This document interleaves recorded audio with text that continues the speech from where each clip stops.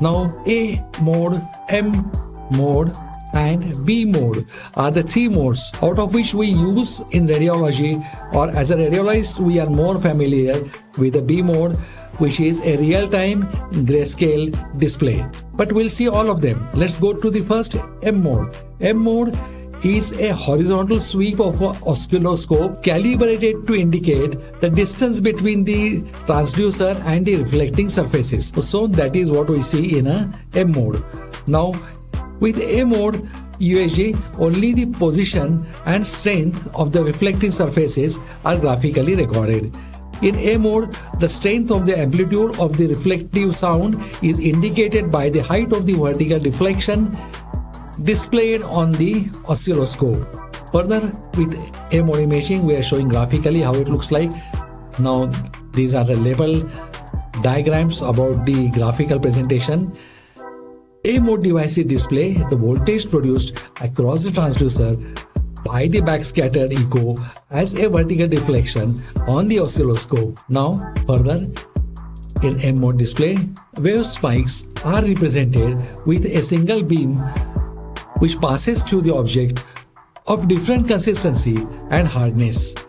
The distance between these spikes, for example A and B as it is denoted in the diagram, can be measured accurately by dividing the speed of light in tissues.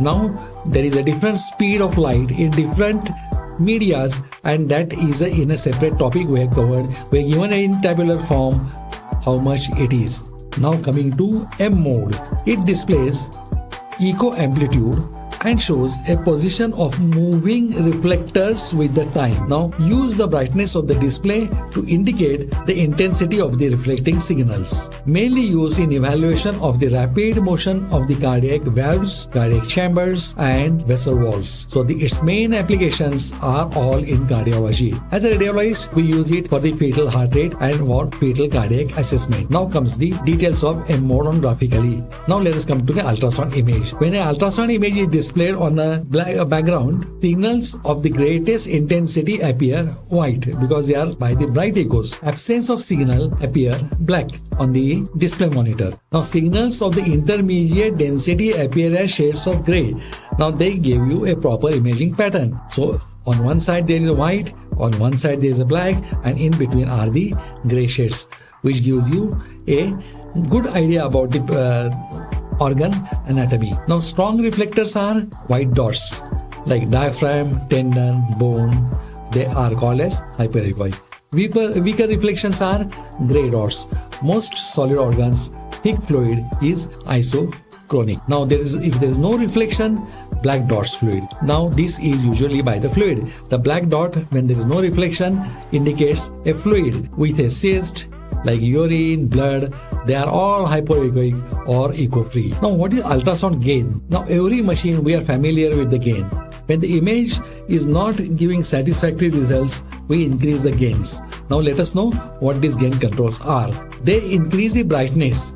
So they increase brightness of the brighter spot also, as well as all gray are raised in proportion. So if we increase the gain, it will be brighter. If we decrease the gain, then it will be a darker one.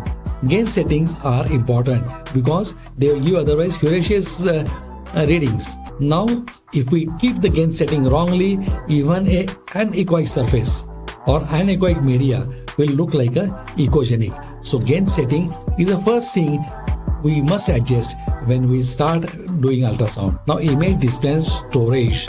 The brightness and contrast settings of the video monitor. They standardize according to the lighting condition. Interpretation of image and archival storage of images may be in the form of transparencies printed on a film by laser camera